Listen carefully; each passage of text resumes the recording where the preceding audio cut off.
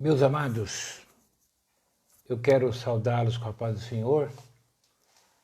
Quero também agradecê-los pela atenção, pela disponibilidade e quero convidá-los para uma leitura concernente à nossa aula de hoje, que é a construção do templo enfrentou oposição. É a nossa lição número 4. Vamos à leitura. Está no livro de Esdras, no capítulo 4, versos 7, 9, 11 ao 13, 15, versículo 16, 21 ao 24. É uma leitura um pouco extensa, mas eu convido você para ouvi-la. Ouça. E nos dias de Artaxerxes escreveu Bislão, Mitredate, Tabael e outros da sua companhia a Artaxerxes, rei da Pérsia. E a carta estava escrita em caracteres aramaicos e na língua siríaca. Então escreveu Reum, o chanceler, e Sinzai, o escrivão, e os outros da sua companhia, Dinaitas e Afarsaquitas, Tarpelitas, Afarsitas, Arquivistas, Babilônios, Susanquitas, Deavitas, Elamitas. Este, pois, é o teor da carta que ao rei Artaxerxes lhe mandaram. Teus servos, os homens daquém do rio, e em tal tempo, saiba o rei que os judeus que subiram de ti vieram a nós a Jerusalém e edificam aquela rebelde e malvada cidade e vão restaurando os seus muros e reparando os seus fundamentos. Agora, saiba o rei que se aquela cidade se reedificar e os muros se restaurarem, eles não pagarão os direitos, os atributos e as rendas, e assim se danificará a fazenda dos reis. Para que se busque no livro das crônicas de teus pais, e, então, acharás no livro das crônicas e saberás que aquela foi uma cidade rebelde e danosa aos reis e províncias e que nela houve rebelião em tempos antigos, pelo que foi aquela cidade destruída. Nós, pois, fazemos notório ao rei que se aquela cidade se reedificar e os seus muros se restaurarem, desta maneira não terás porção alguma desta banda do rio. Agora, pois, dai ordem para que aqueles homens parem, a fim de que não se edifique aquela cidade, até que se dê uma ordem por mim. E guardai-vos de cometer erro nisso. Por que cresceria o dano para prejuízo dos reis? Então, depois que a cópia da carta do rei Artaxerxes se leu perante Reum e Sinsai, o escrivão e seus companheiros apressadamente foram eles a Jerusalém, aos judeus, e os impediram à força de braço com violência. Então cessou a obra da casa de Deus, que estava em Jerusalém, e cessou até o ano 2º do reinado de Dario, rei da Pérsia. Meus amados, aqui está a leitura que nós temos feito, e nessa leitura nós percebemos que os inimigos de Israel, ao verem, a reedificação da cidade, eles se levantaram contra. Não é verdade? Então, Israel cativo durante 70 anos, eles vêm para Jerusalém, sob a ordem do rei Ciro, restauram o altar, primeiramente o altar, tem até uma comemoração, tal.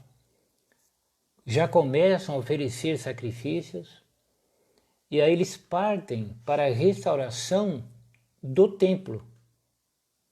E quando eles começam a restauração do templo, lembrando que o templo é um símbolo da religiosidade do judeu, né? Fala da vida espiritual dos judeus naqueles dias, os inimigos, eles se levantam contra, eles escrevem uma carta, né? Uma carta para o rei Artaxerxes, e dizem para ele, olha, eles estão reedificando lá a cidade e tal, o templo. É verdade que receberam autorização para isso, mas se o Senhor buscar aí nas suas crônicas, no histórico dessa cidade, é uma cidade rebelde. Então significa que depois de restaurados, eles não pagarão tributos e vocês não terão a parte dos impostos desse lado do rio. Então a orientação nossa, o nosso conselho, é que vocês façam aí uma ordem para que eles parem. Dêem autorização e nós trataremos disso. O rei Artaxerxes, então, ele, diante dessa carta, ele que não conhecia o histórico, a grande realidade é essa, ele vai lá, faz a ordem e a obra para.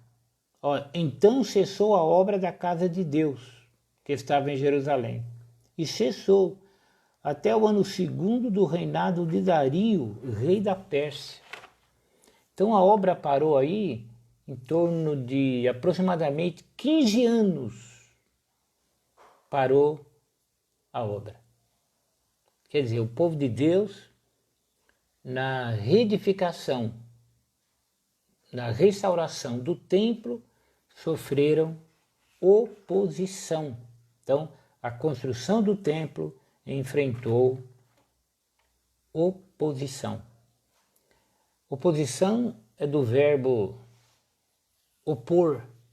Então alguém se opôs, alguém interviu, alguém foi contra, alguém colocou obstáculo, alguém colocou impedimento.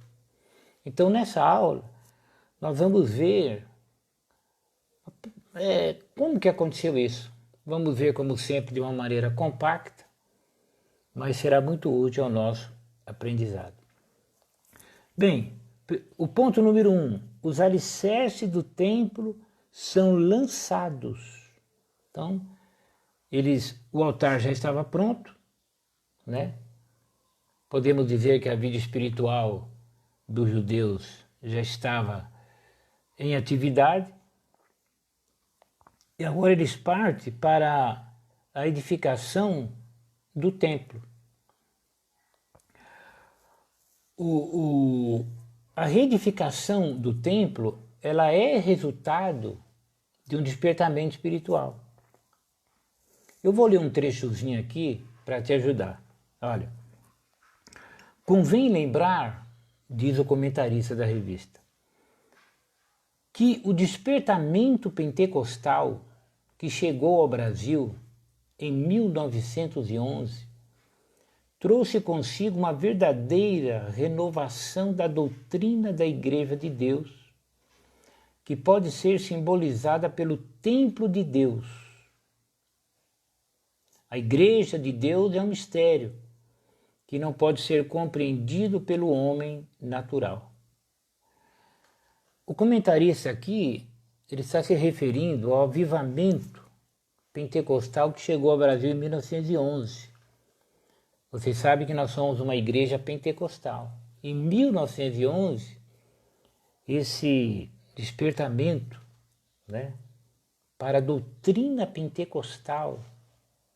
Doutrina pentecostal é a nossa doutrina.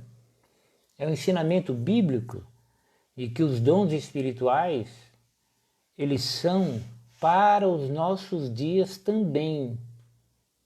Diferente das igrejas tradicionais, que não são pentecostais, que não creem no derramamento do Espírito Santo, na manifestação dos dons espirituais para os nossos dias, nós da Assembleia de Deus no Brasil, nós cremos no poder, ou seja, no batismo no Espírito Santo. Mas isso começou através de um despertamento. Por quê?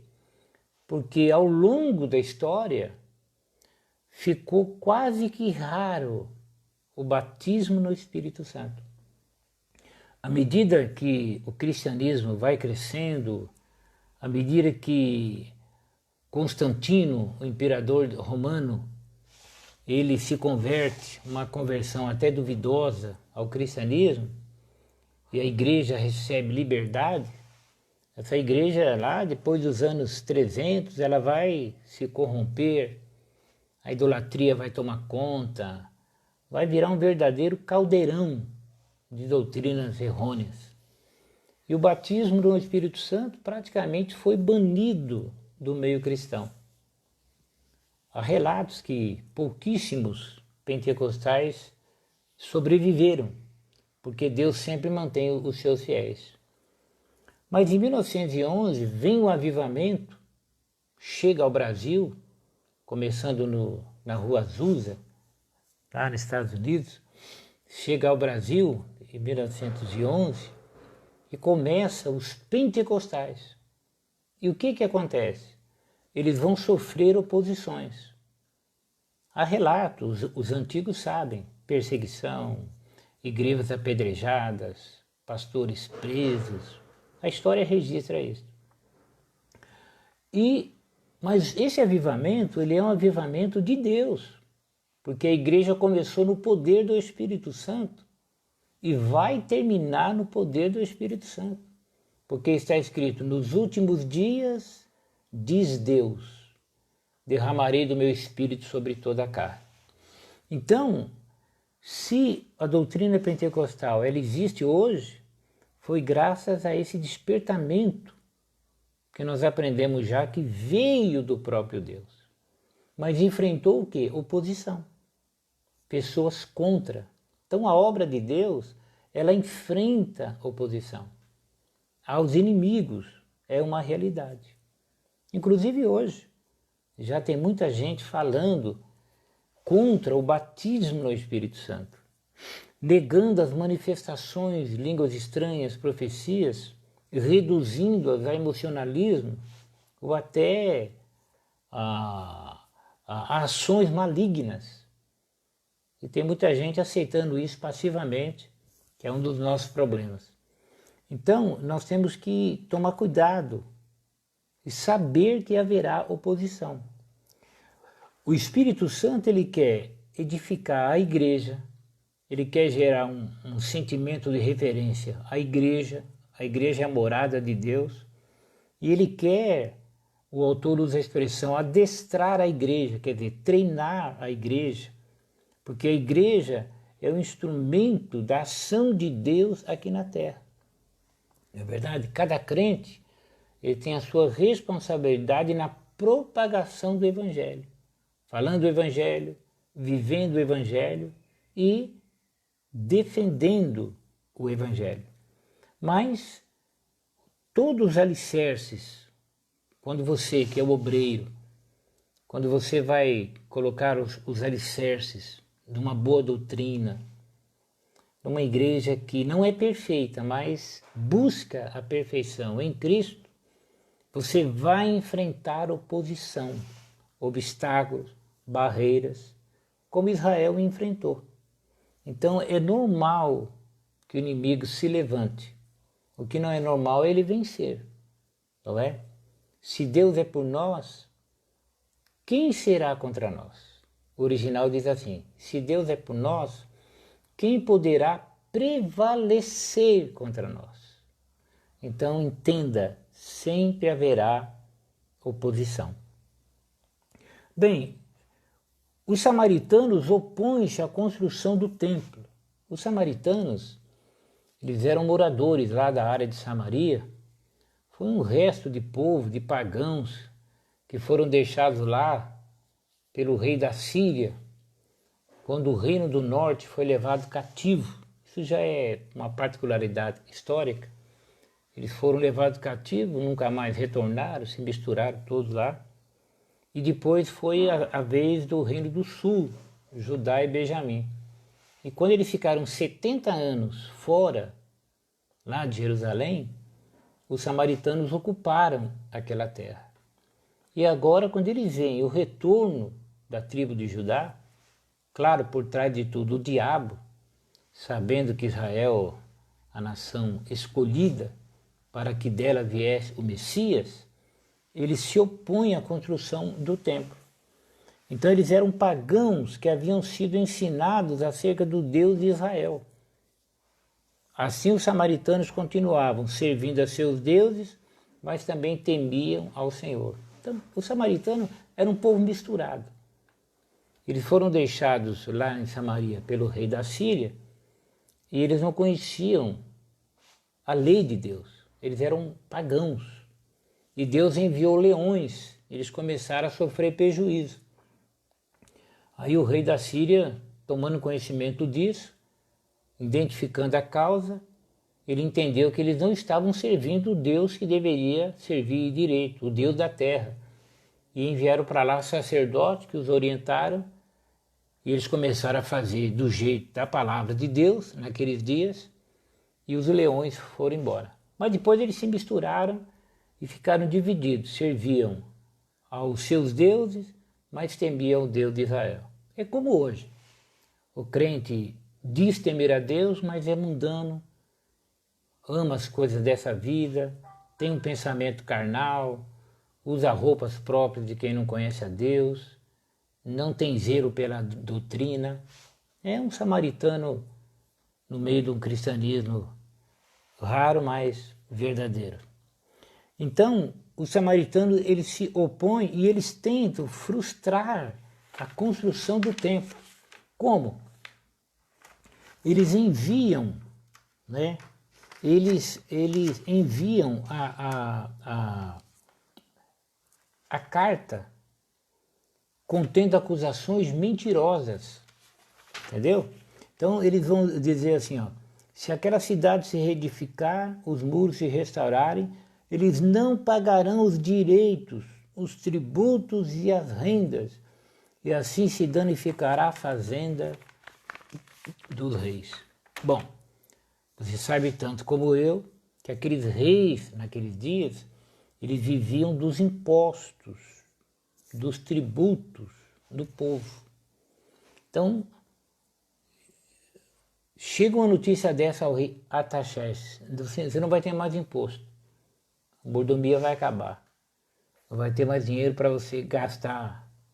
É uma cidade que não vai render mais. São rebeldes. E ele, não conhecendo a fundo a história, ele proibiu a construção do templo, né? Então, os inimigos, eles conseguiram e a obra parou. E a obra parou durante 15 anos. Bem, a obra parou durante 15 anos e ela foi reiniciada só depois, né? Só depois dos 15 anos. O ponto-chave da aula de hoje é: será que os judeus não deveriam reagir a essa oposição, né? Será que eles não deviam ter feito alguma coisa? Então, a grande realidade é que eles estavam ali por causa de uma ordem dada pelo rei Ciro, uma autorização que veio do próprio Deus. Então, a primeira coisa, os judeus deveriam ter ido ao rei da Pérsia para segurar a construção. É o ponto 3, olha, como se explica a falta de resistência dos judeus? Primeiro, eles deveriam ter ido ao rei da Pérsia para segurar a construção. Eles deveriam ter preparado uma comissão e ir diante das autoridades, né, da Pérsia e explicado. E deveriam ter dito, olha, nós temos autorização do rei Ciro, né? O nosso povo é assim, assim, assim. Nós temos a carta. Na oportunidade, os governadores, eles cooperaram e tal, tal, tal, tal, tal. Eles não fizeram isso, entendeu? Eles não fizeram, eles ficaram com medo. E o medo impede que você reaja aos obstáculos. O que Deus disse para Josué? Não te mandei eu? Esforça-te, tem bom ânimo e não te espantes. Eu já dei a terra. Onde vocês colocarem a planta do vosso pé será vosso. Viu? Então, eles deveriam ter reagido. Não o fizeram. Segundo, eles deveriam ter recorrido a Deus. Né? A nação de Israel já havia enfrentado problemas graves nos dias do rei Ezequias, quando Senaqueribe disse assim, eu vou entrar aí e eu quero ver quem é o Deus que vai intervir, eu quero ver, eu já destruí todos os deuses por onde eu passei, e quem é esse Deus que vai livrar você das minhas mãos? E o rei Ezequias levou o caso a Deus. Conclusão, um anjo só um anjo, feriu 185 mil soldados. E o rei fugiu sozinho e depois foi morto pelos seus próprios filhos, lá na tenda do seu Deus, que, claro, não tinha poder nenhum. Deus deu o livramento. Nós conhecemos nos dias do rei Josafá, que ele foi cercado por inúmeros inimigos, ele clamou a Deus, ele jejuou, e Deus usou o profeta, e disse, não, a vitória será de vocês, tal. E ele preparou um coral, e Deus deu uma vitória grande. E eles ficaram 3 dias só recolhendo os despojos, não é verdade? Então, muitos exemplos de livramento para o judeu, nós temos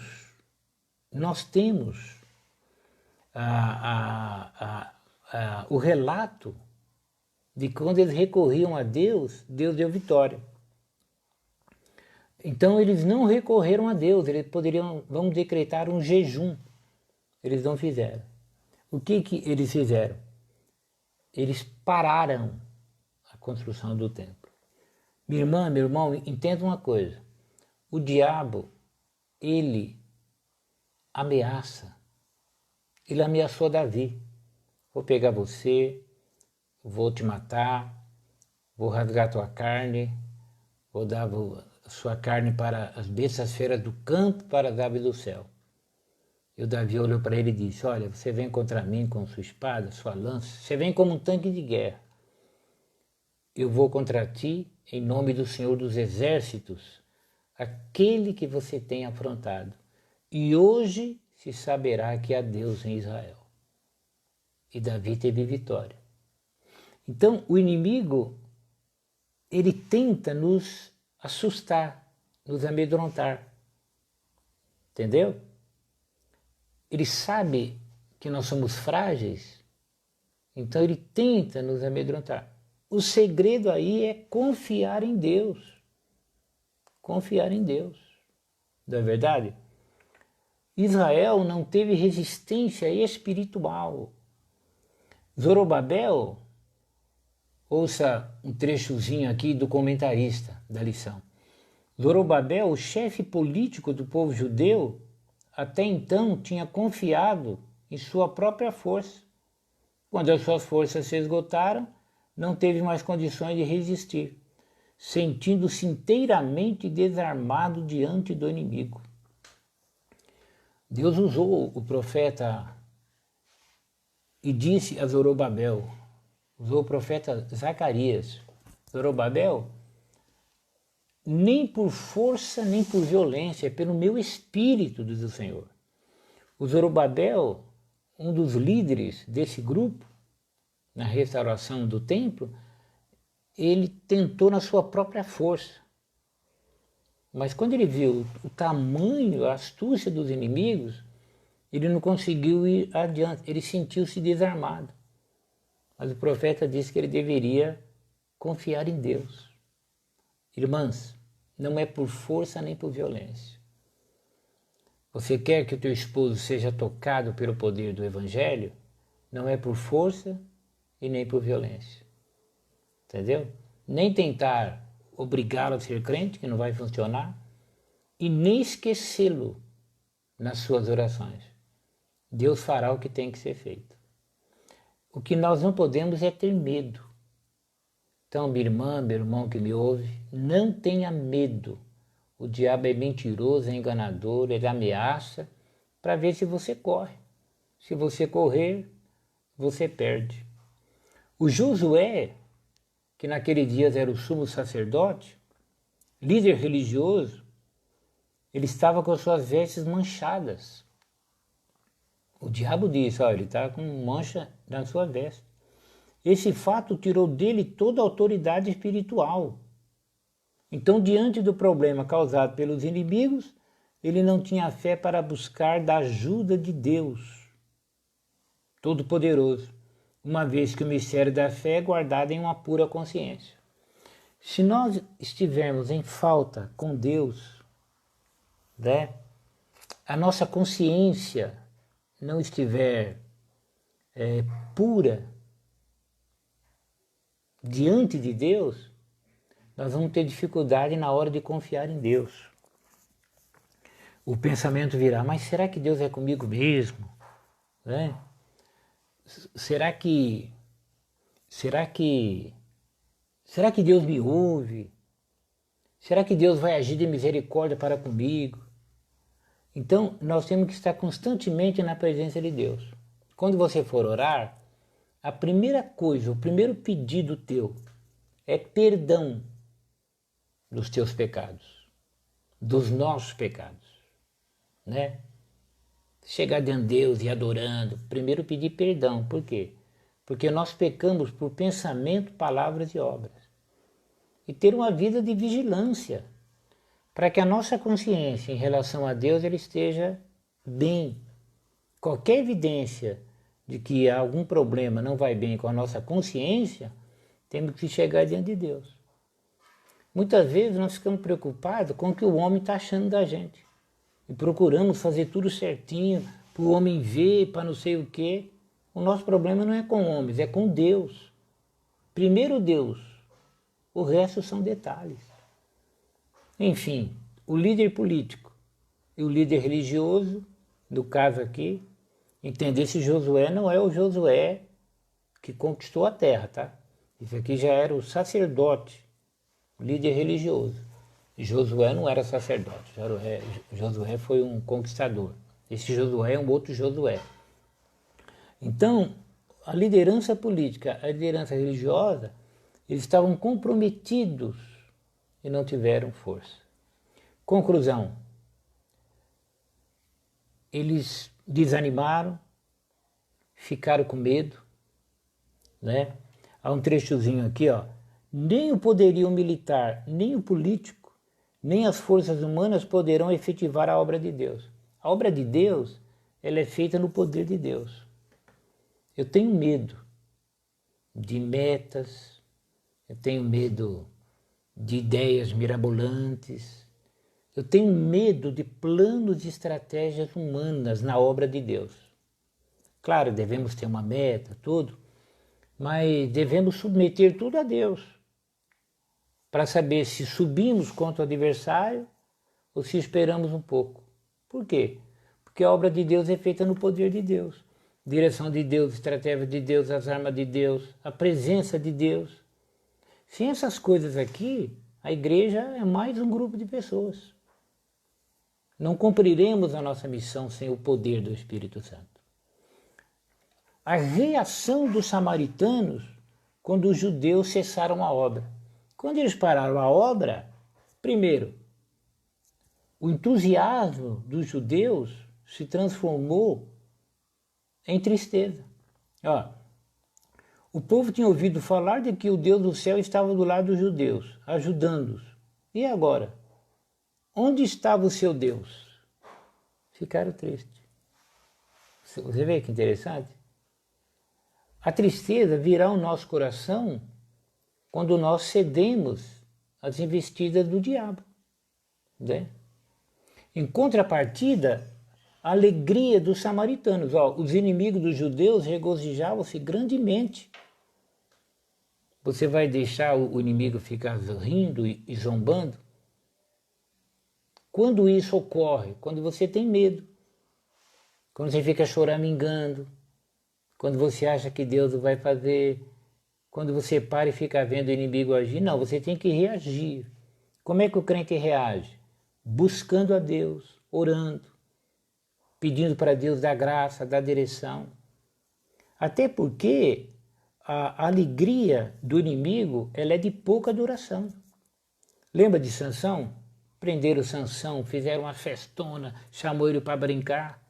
Aí Deus renovou ele, tudo caiu por terra e morreu mais gente na morte de Sansão do que durante a sua vida. Entendeu? Os sacerdotes traíram Jesus e se alegraram.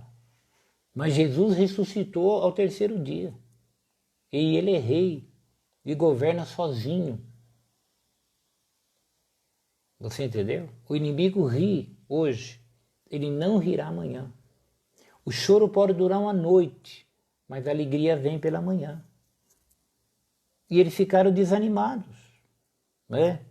Olha, os judeus que tinham voltado do cativeiro para construir o templo sentiram-se humilhados e tristes. Mas, passado algum tempo, acomodaram-se com a situação e não lutaram pela continuação da construção do templo.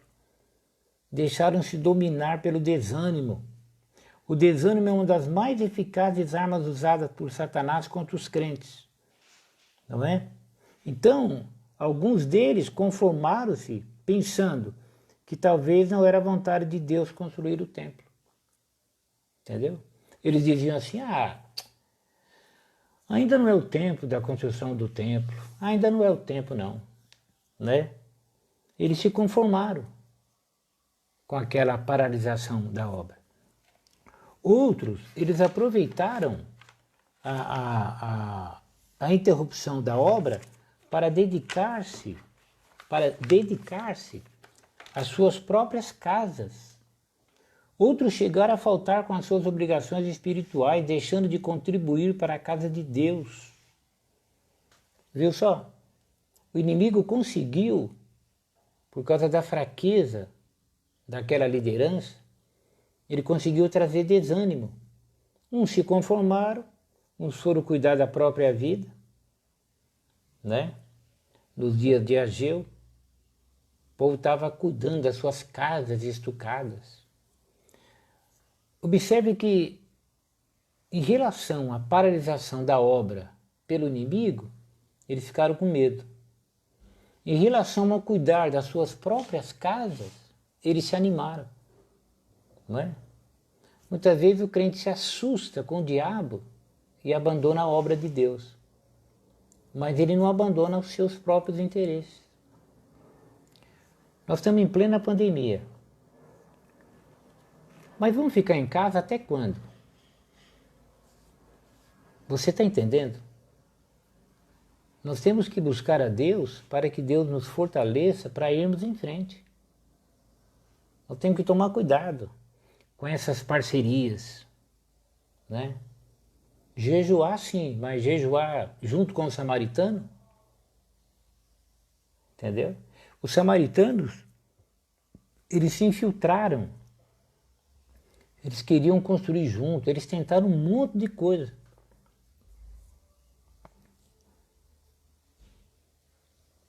E quando Israel se opôs, foram pressionados e acabaram Israel desanimando. O autor comenta que talvez alguns judeus sinceros estivessem tristes e buscassem a Deus em oração, pedindo solução para a dificuldade, de modo que o templo pudesse continuar a ser construído. Bem, provavelmente, Deus sempre tem os seus, um grupo de fiéis ficou orando. Senhor, tem misericórdia, Senhor, não deixa a obra parar não. Na igreja sempre terão, graças a Deus, aquelas pessoas como você que me ouve aí, que ainda participa de uma live da escola dominical, entendeu? Que não se acomoda. A escola não é presencial, então eu vou dormir o dia inteiro. Não, a escola não é presencial, mas temos a live aqui, ó. Você deve cuidar de ter uma vida renovada, de ter um templo restaurado, porque, em última análise, nós somos o templo de Deus, e Deus habita em nós, e o templo de Deus é santo. E se alguém destruir o templo de Deus, Deus o destruirá. Então, essa tentativa dos samaritanos de impedir a reconstrução é a tentativa do diabo de impedir que nós tenhamos uma vida renovada. Muitos judeus deixaram de cumprir as suas obrigações, dando dízimo, levando as primícias, né?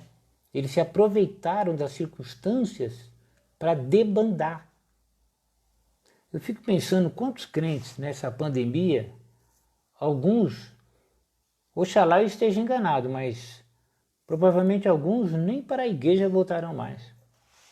Então, se aproveitam dessas circunstâncias. É como se o diabo dissesse, ó, aproveita agora, não volta mais e pronto, e acabou. Nós temos que reagir a isso. Você está entendendo? Então, muitas coisas acontecem pelo nosso medo. Davi tinha tudo para temer o gigante. Ele era garoto, ele era em relação ao gigante. Ele não era um homem de guerra, mas ele era cheio do Espírito Santo. O que aconteceu? O gigante tombou. E ele tombará sempre que ele encontrar um crente que confia no Senhor. Então, meus amados irmãos, nós estamos encerrando a nossa aula, porque hoje nós falamos da oposição que a construção do templo enfrentou. Na próxima aula será o recomeço da construção do templo. E como será o recomeço da construção, claro, nós faremos mais uma alusão a essa oposição. Nesse trimestre nós estamos estudando os princípios divinos em tempos de crise e falando sobre a reconstrução de Jerusalém e o avivamento espiritual. Então, minha irmã, meu irmão, que Deus te ajude, né? Eu agradeço a você que está participando dessa aula. Então você já sabe, o inimigo ele se opõe, mas eu não posso ceder, porque se eu ceder, eu vou ficar triste, ele vai ficar alegre, eu vou me tornar egocêntrico, vou esquecer de Deus, da obra de Deus, do povo de Deus, e eu não vou fazer a minha parte desse corpo que é a Igreja de Jesus Cristo. Estamos em plena pandemia aí, mas Deus sabe de todas as coisas. Logo, se Deus quiser, surge uma vacina, acaba o temor e voltaremos às nossas reuniões normalmente. Oxalá com mais temor, com mais dedicação a Deus. E não se deixe abater, não. Hoje nós temos culto. Hoje às 18 horas é o nosso culto. Todos lá, seguindo as ordenanças das autoridades médicas do país, né? Com a máscara, com aquele distanciamento, é a nossa parte. Mas confiando em Deus, que nos salvou, nos chamou para a sua obra, para a sua causa, que tem nos abençoado desde que retornamos e vai continuar nos abençoando. Então não temos o inimigo, levante a cabeça, vamos em frente, por quê? Porque a obra é de Deus. E quando nós falamos que a obra é de Deus, nós levamos isso muito a sério. Você sabe que falar é fácil, né? Falar que a obra é de Deus é uma coisa. Quando você começa a agir ciente de que a obra é de Deus, você vai enfrentar oposição. Então saiba de uma coisa: quando você se propõe a buscar a Deus, a meditar na palavra de Deus, a cultivar uma vida piedosa, você vai enfrentar oposição. O diabo usará todos os meios, principalmente crentes desavisados. Você vai enfrentar oposição entre os crentes desavisados, né? Os samaritanos do século XXI. Se prepare para a calúnia, eles foram caluniados. Se prepare para, alguns casos, até violência física, porque olha, eles impediram a força de braço e com violência, entendeu? Ameaças, né? Se prepare para isso. Por quê? Porque quando você fala oração, comunhão com Deus, meditação na palavra de Deus, o inferno se prepara. Por quê? Porque você vai ser alguém vitorioso. Você vai ser um obstáculo ao inferno inteiro. E o diabo não quer o nosso templo, a nossa vida espiritual em dia. Ele quer que a nossa vida espiritual fique arruinada, quebrada, entendeu? Ele quer que nós sejamos crentes só do lado de dentro e não do lado de fora. Ele quer que ofereçamos um sacrifício não inteiro, não vivo, um sacrifício morto, carnal. Então, quando você se opõe, quando você diz, eu quero Deus, eu quero a presença de Deus. Quando você diz assim, ó, Deus não é convidado de ninguém, não. Deus é o dono da festa. Deus é Deus. Deus é o dono da igreja. Quando você começa a querer parar os hinos carnais, quando você começa a fiscalizar as letras desses hinos para ver se realmente Deus é glorificado ou não, quando você começa a filtrar tudo para que a adoração seja verdadeira, você vai enfrentar oposição. Mas quando você enfrentar oposição, já fique sabendo que a vitória é tua, em nome de Jesus. Então, busque a Deus, cuide da tua vida espiritual, não desista diante das astúcias do inimigo e saiba que o livramento virá. O choro pode durar uma noite. Há uma possibilidade. O choro pode durar uma noite. Mas a alegria, ela vem pela manhã. Então é pela manhã que a vitória vem. Aleluia. É pela manhã que a bênção baterá à tua porta.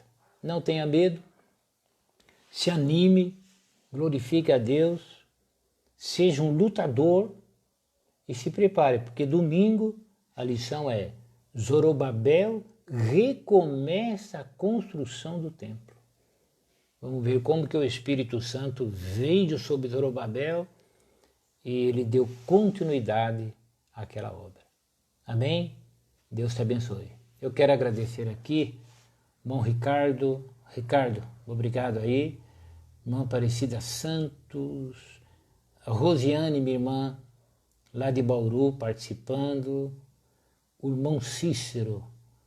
Nosso irmão Cícero é o nosso segundo superintendente. Muito obrigado, meu irmão.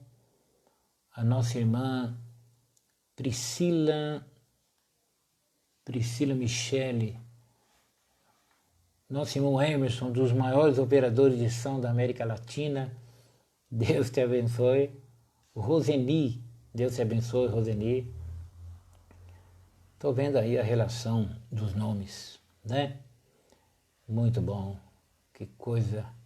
Eu agradeço a Deus pela tua vida, né? Muito bom. Deixa eu ver quem mais. Não acredito que eu estou vendo aqui. Muito bom. Meus amados, nós estamos encerrando agora, né? Hoje é domingo, nós temos o culto,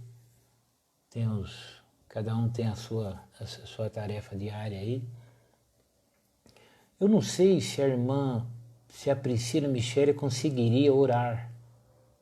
Não sei se a Priscila Michele. Eu vou fazer uma chamada para a nossa irmã Priscila Michele, né?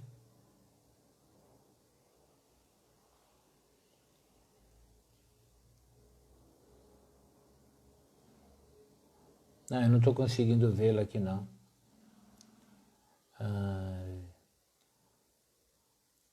Eu não sei.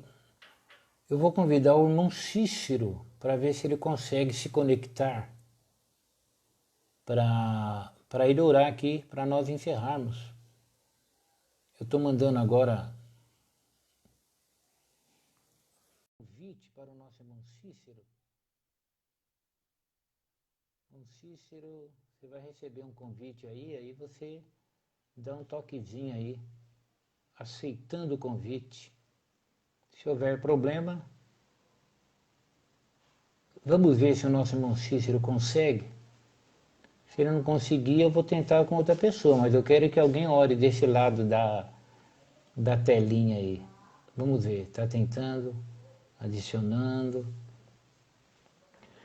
Eu te agradeço pela tua presença aí, viu? É um estímulo quando eu olho os números aqui, 14 participantes, lá está marcando mais 10. Enfim, é uma bênção, né? Muito, muito obrigado, viu? Parece que o Cícero está tendo um probleminha. Vamos ver, será que o nosso irmão Emerson, fazer uma chamada para o Emerson Moraes. Emerson, vamos ver se você consegue. Vamos ver se o Emerson, irmãos, se ele consegue. Vamos ver se ele consegue conectar-se para ele fazer uma oração de agradecimento a Deus. Vamos ver se o Emerson consegue. Parece que está com dificuldade, né? Vamos ver, parece que ele está com dificuldade. Infelizmente. Então, deixa eu fazer uma tentativa aqui. Vamos ver.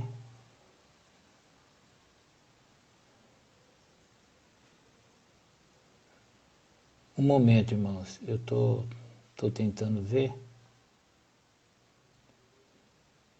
Ele ficou, né, dificultoso. Bem, meus amados, nós não podemos perder tempo, né? Mas obrigado pela tentativa, né? Vamos agradecer a Deus? Meu Deus e eterno Pai, obrigado por esse ensino, por essa palavra. Dá-nos ânimo, coragem para vencer as oposições do inimigo. Eu também, meu Deus, abençoo. Quero que o Senhor abençoe cada um dos teus filhos e filhas que têm participado nesta manhã. Dá-nos um dia na tua presença e um culto à noite na unção do teu Santo Espírito. Pai querido, crendo assim, nós já te agradecemos em nome de Jesus. Amém. Meus amados, que o amor de Deus, a graça do nosso Senhor e Salvador Jesus Cristo e a comunhão e as consolações do Espírito Santo do Senhor é cada um dos irmãos. Amém? Está encerrado em nome de Jesus. Deus te abençoe. Até a noite, se Deus quiser.